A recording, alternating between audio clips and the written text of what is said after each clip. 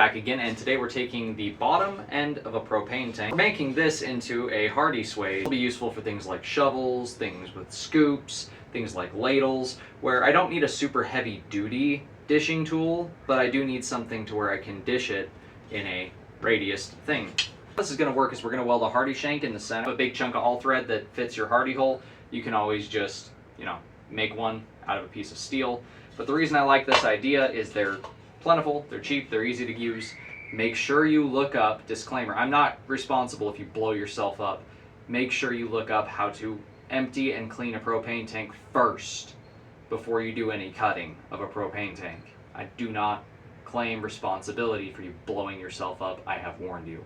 The reason I like this design is with the shank in the center, the legs of this will be sitting on the anvil. So it already has support over the innermost circular part. You can even cut it down a bit if you wanted to and make it smaller, but I want to keep this big wide radius of this piece just in case I want to do pans or something like that where I'm going to need to follow a radius that's broader and larger.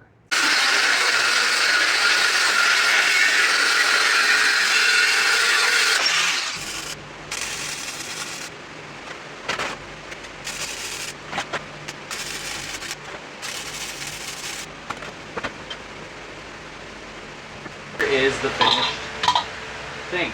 It's literally the easiest swage in the world. Just a simple little weld. Just be careful not to blow through the other side of the metal when you're doing this. And yeah, I mean, I've got support here. It fits, and I can use this as a swaging tool for all kinds of projects. Yes, it is thin, but it's touching the anvil right through here, and it's got a ring that is welded in place to reinforce things as well. This might bend over on the outer edge, but right through here especially, it's not going to bend, especially if I'm working thinner stuff, which is what this is going to be intended for.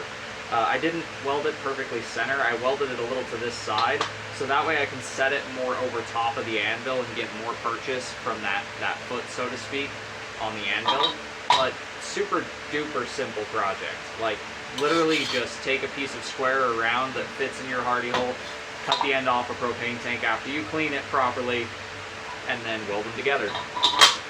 And ta-da, you've got a simple dishing tool that's pretty large. And obviously, depending on the size of tank you use and the shape of the bottom of the tank, you're going to get different types of swaging tools. So I'm probably going to be making a couple of these of different sizes over the next little while now that I've got this idea in my head instead of spending a bunch of money on a swage block. Because I just so happen to have a couple of tanks I can probably sacrifice at this point to have smaller and larger bottoms than this. But yet again, another super simple tool that's going to help in the forge.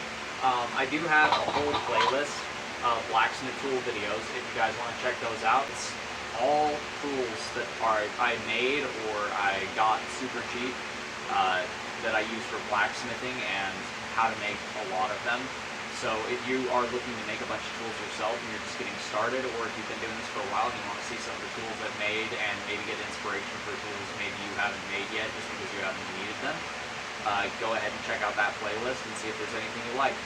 But that does it for today's video. If you guys like what you've seen, do me a favor, do that thing right there. And until next time, God bless, stay sharp out there. If you're looking for a custom sharp object like a knife, sword, polearm, or whatever, check out the Etsy store. Link will be at the end of the video. I'll see you guys in the next one.